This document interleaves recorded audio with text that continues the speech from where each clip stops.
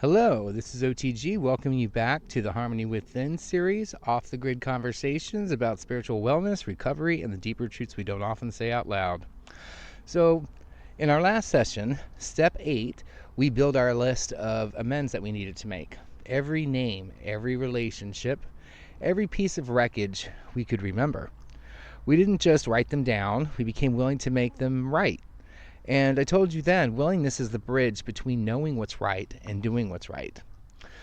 Now here we are at step 9, where we made direct amends to such people wherever possible, except when to do so would injure them or others. So if step 8 was the bridge, step 9 is our feet touching the ground on the other side. This is where willingness becomes movement. This is where the heart starts pounding a little harder. We take what we've been holding on paper and carry it into real life. And yes, this is where a lot of people freeze. Not because they don't care, but often because they're afraid. Afraid of how people will respond, afraid of rejection, afraid of stirring up old pain. The Big Book reminds us that we do this wherever possible, but we also carry the caution, except when to do so would injure them or others. And that warning isn't a loophole. It's not an excuse to hide. It's a spiritual safeguard, because step 9 is not about unburdening ourselves at the expense of someone else's peace. So, at the heart of step 9 is about repair.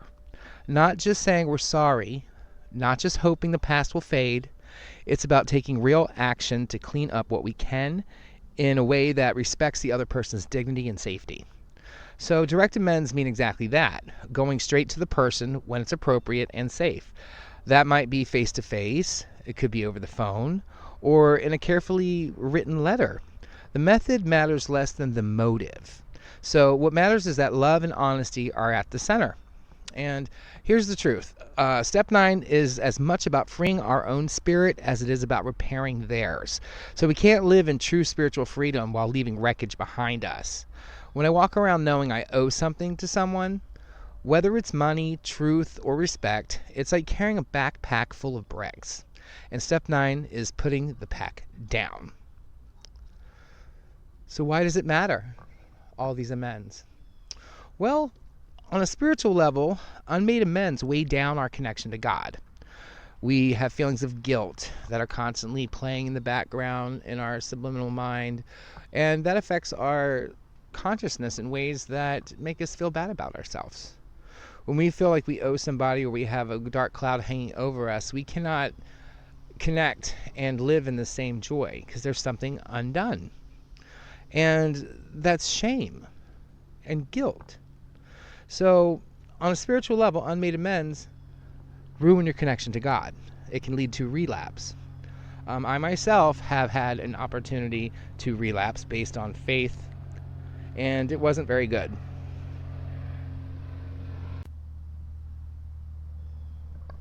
So yes, I did a step 9 my first time round, and I was very eager to do my step 9 and make amends. And I had to make amends to a family member who was very young when I went through my addiction, very impressionable age. And I was pretty bad off for many years while this individual was growing up. And when I got back to my amends, I was very excited to say it, but when I got back wasn't what I expected. I was told that I was dead to them. I wasn't told to not contact. I didn't know what to do with that, so I did what my sponsor had told me to do if I do get a negative reaction, and that is to excuse myself, to apologize again, and say I'll try back in a little while, and hopefully I won't get a response that says please don't, because to injure yourself or others is definitely something that you have to take into consideration in those situations.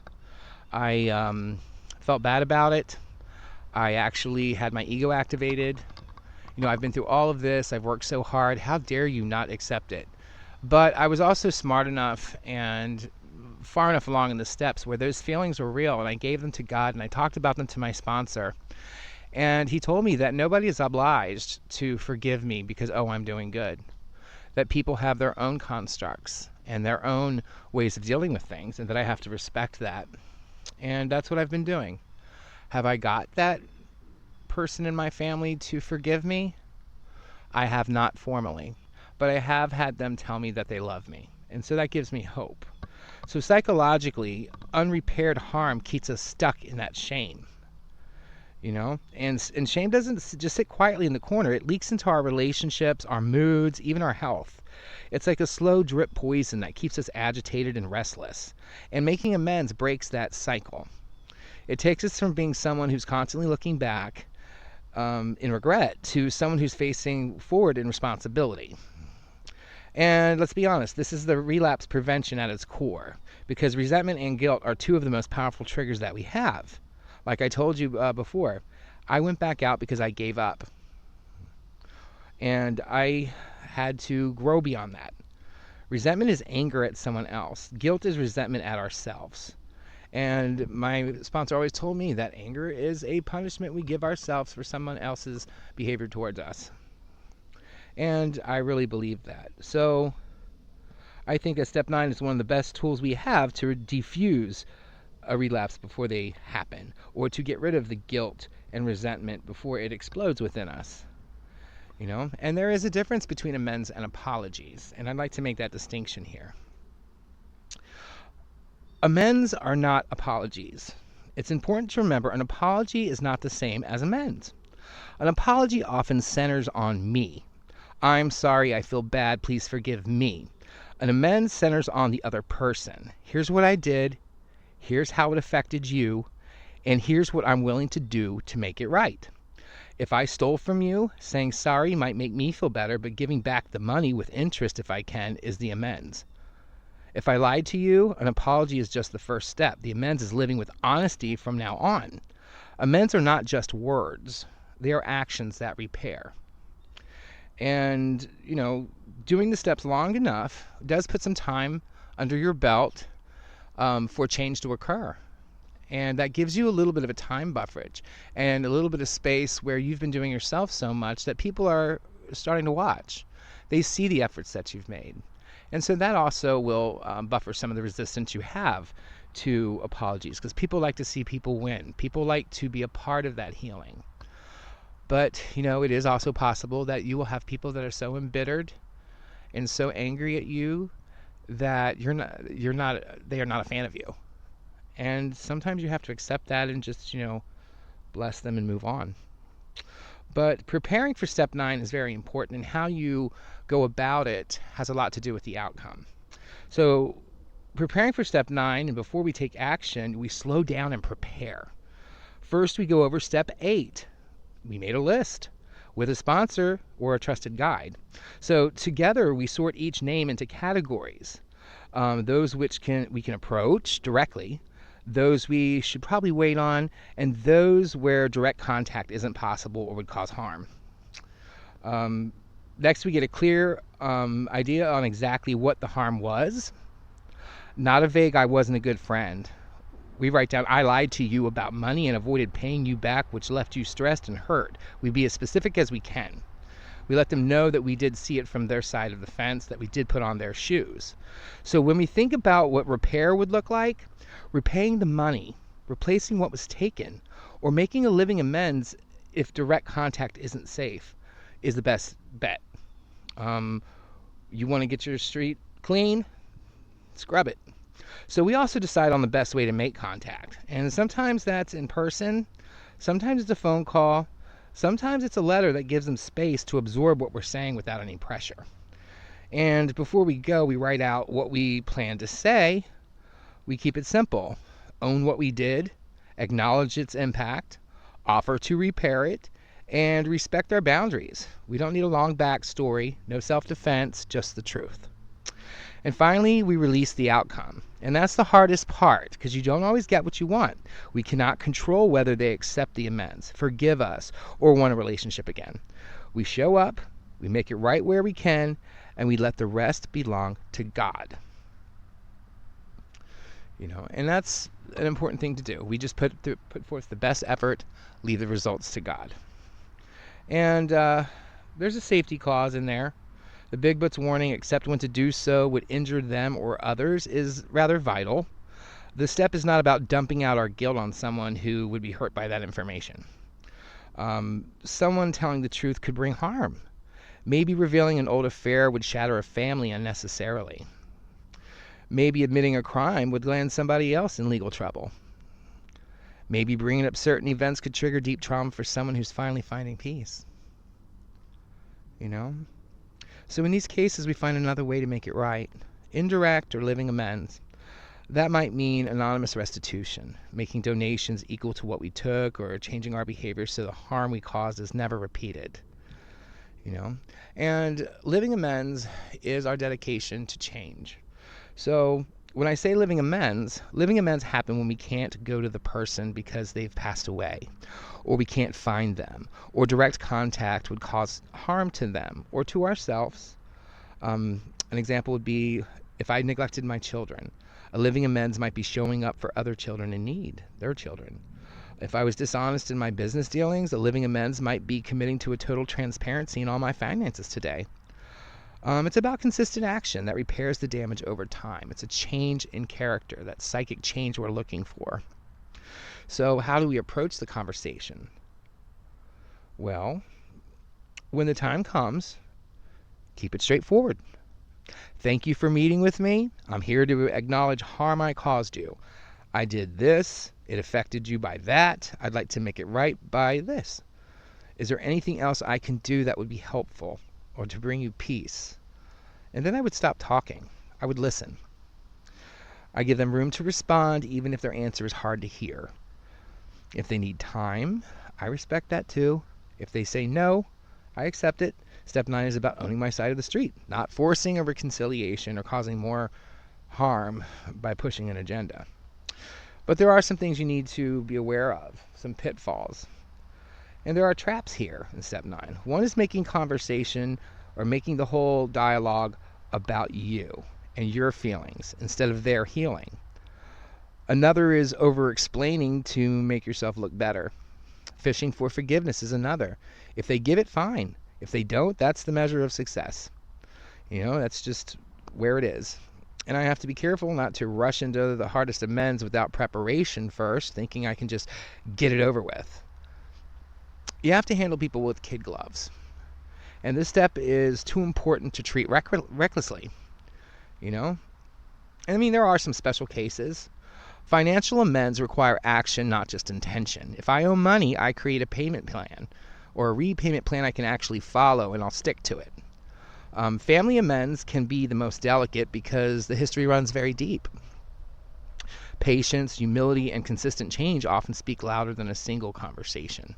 In my personal situation, I live in a family full of alcoholics. Everybody drinks.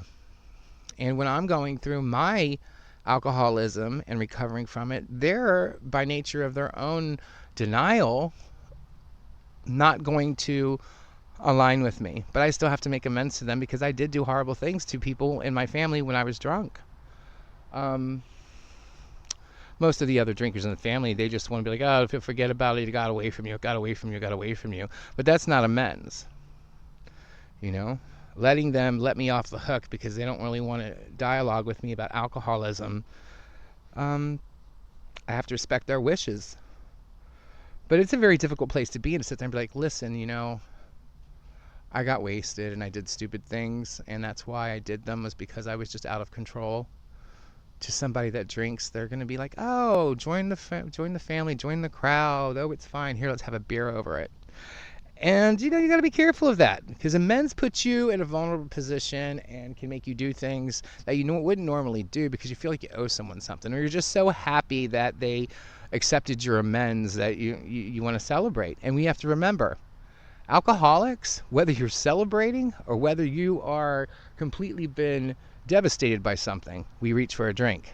A good day, a bad day, a day that ends with the word day, we will drink. Self-pity, pour me a drink. All these things will bring us back. So these are special cases that we need to understand. And in the case of a person who's deceased, you can write them a letter and read it out loud at their grave, or you can even read it to your sponsor or in a quiet place of prayer, and then follow it up with a living amends that you honor in their memory. You know, so it leaves a lot of questions. This is a very difficult step because of the emotional nature of it. So before moving forward, I'd like to ask you to ask yourself the same questions that I ask myself. And it's just 5 questions. Who am I most afraid to face and why? Well, for me, it's my one family member who's a little cousin who looked at me like I was, a god, an older brother. He really looked up to me. And it's not my first rodeo with drugs or alcohol.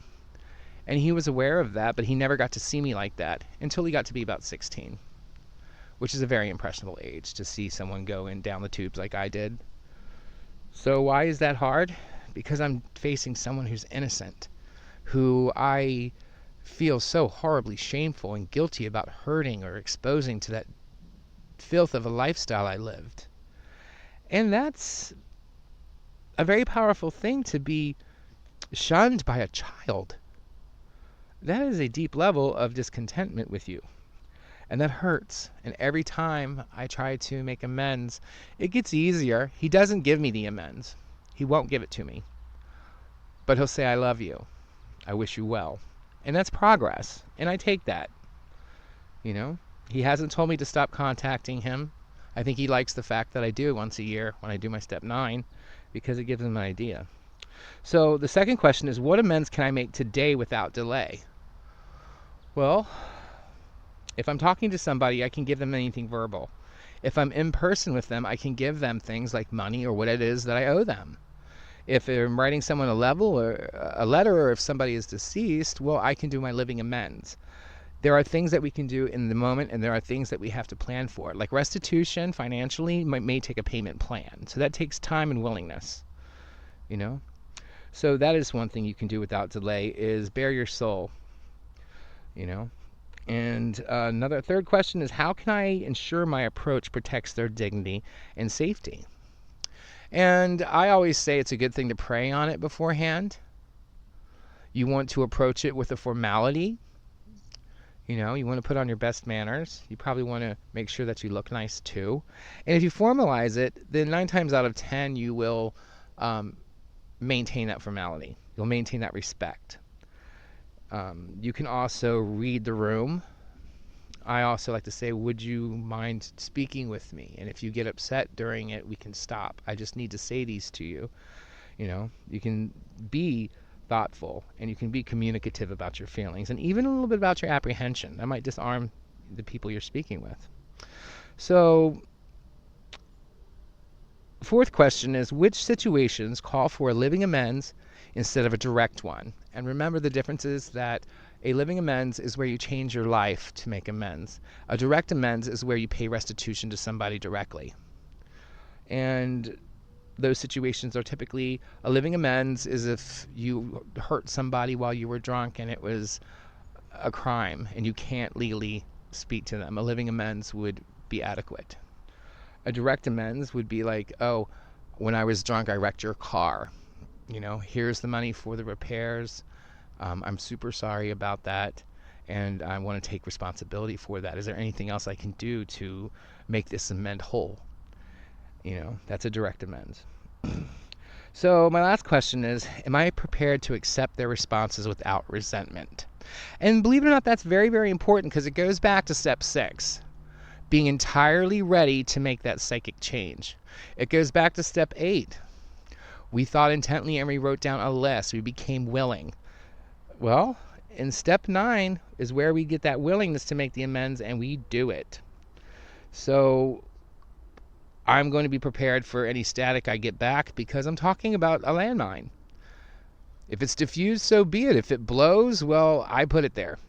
And I have to have the spiritual integrity, the moral grit to stay in my higher self, to not be charged and pulled into my body, to stay in my higher self and observing the situation from a place of wisdom.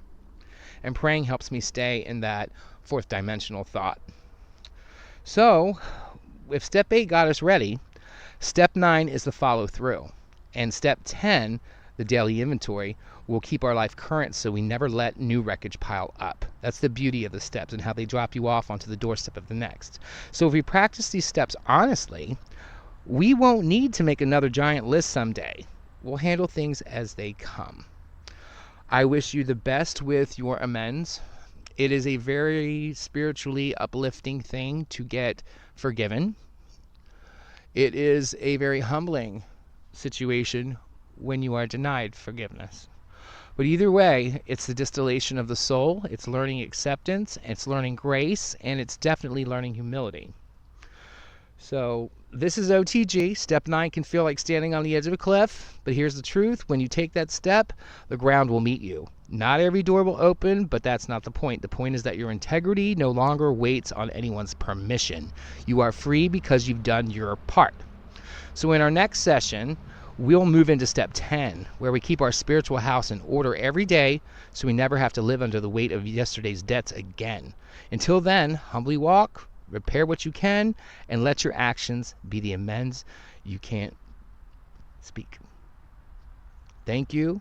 If you liked what you heard today, hit like and subscribe. Until then, I'll see you next time, and be well.